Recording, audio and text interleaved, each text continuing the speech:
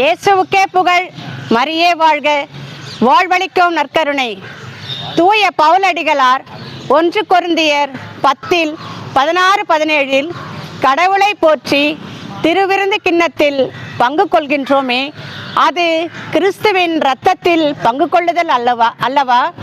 அப்பத்தை பிட்டு உண்கிறோமே, அது கிறிஸ்துவின் உடலில் பங்கு கொள்ளுதல் அல்லவா?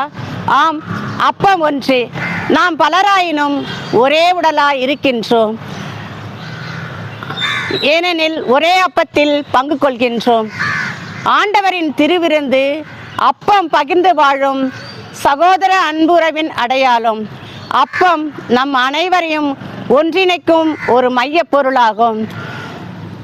பிற்கப்படும் அப்பம் கையளிக்கப்பட்ட இயேசுவின் திருவுடலுக்கு அடையாளம். தூய லூக்கா நற்செய்தியாளர் 22:19-20 எனது உடலை உங்களுக்கு உணவாக கொடுக்கிறேன். இந்த கிண்ணம் எனது இரத்தத்தால் நிலைப்படுத்தப்படும் புதிய உடன்படிக்கை. எனவே இயேசுவின் மரணம் வெறும் வெற்று சம்பவம் அல்ல, அது தன்னையே அவர் கையளித்த தியாக திருச்செயல். இச்செயலை செய்த நம் ஆண்டவருக்கு நாம் செய்யும் கைமாறு என்ன? சிந்திப்போம், செயல்படுவோம். நன்றி. மரியே வாழ்க.